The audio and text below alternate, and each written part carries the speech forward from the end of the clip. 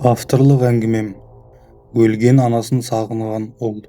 Мен кәдімгі қарапайым 5 қабатты үйде тұрамын. Онда әдетте бір-біріне қарсы 3-4 пәтер бар. Сондықтан да көрші пәтерлердің дыбысы бізге өте жақсы естіледі. Біздің пәтердің астында Серік ағай деген маскүнем тұратын. Әрине, оны жақсы немесе тыныш адам деуге болмайды, бірақ ешкімге зияны жоқ еді. Біздің ауданда тұрып жатқанына ұзақ жылдар болған. Бірнеше жыл бұрын ол жұмыссыз қалды, анасының қамқорлығында өмір сүрді. Ал анасы туралы айтатын болсақ, ол керемет апа, әрқашан ақжарқын, ешқашан жаман сөз айтпайтын, бәрімен дос болған. Ұлын да дәл солай жақсы көретін. Рас, ол үшін қатты уайымдайтын, балалар үшін кім алаңдамайды. Күндердің күнінде оның баласы, яғни Серік ағай, тағы да үйге мас болып оралып, ұрыс шығарды. Ұрыс қатты бола бастағанда анасының жүрегі ауырып қалды. Ол сол сәтте жүрек талмасынан қайтыс болды. Жерлеуге бүкіл үй тұрғындары жиналды.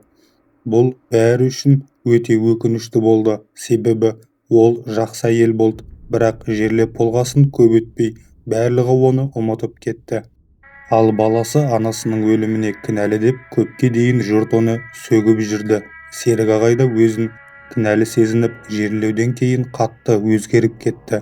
Содан кейін біз оны сирек көретін болдық. Ол салмағын жоғалтып, арықтап, үнсіз жүретін болып қалды. Біз ішімдіктің дыбысын естімейді қойдық. Барлық нәрсенің соңы бар. Сөйтіп Серік ағай ақыры ішімдікке қолын тигізіп, шыдамсызданып ішіп қойды. Содан кейін біз оның түнде қатты жылап анасын шақырғанын ести бастадық. Ол қатты ашу, ыза, өкінішпен айғайлайтын. Кешіріңіз анашым, оны есту бізде қорқынышты әрі қайғылы болды, және біз ұзақ уақыт ұйықтай алмай жүрдік.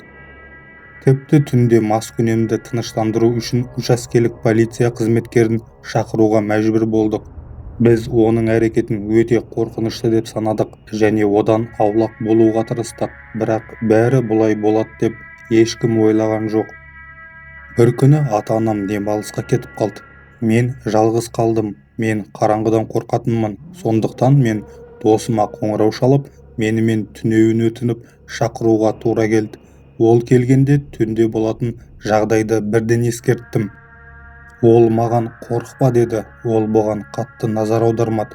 Содан кейін біз түн ортасына дейін өте жақсы уақыт өткіздік. Кенет гүл естілді. Мен досыма дайын бол, қызық енді басталады дедім. Әдеттегідей Серік ағай жылай бастады. Мен өлгенім артық еді деп зар жылады. Ол кел шанашым деді. Жалпы бәрі бұрынғыдай қайталана берді. Бұл мені таңғалдырмады, бірақ арадан көп уақыт өтпей жатып, досымды ғана емес, мені де таңғалдыратын және қатты қорқытатын нәрселер бола бастады.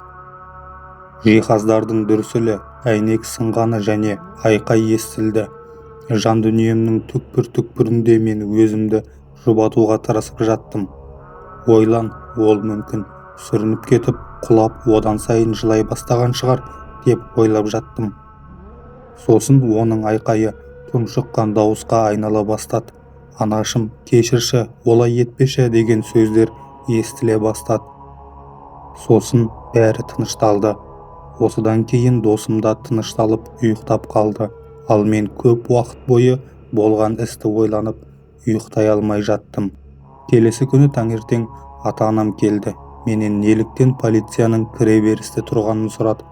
Кейінірек мен есік алдында отырған әжелерден Серік ағайдың жүрегі жарылып, қайтыс болғанын білдім. Ол үйінде бүктеліп жатқан күйінде табылыпты.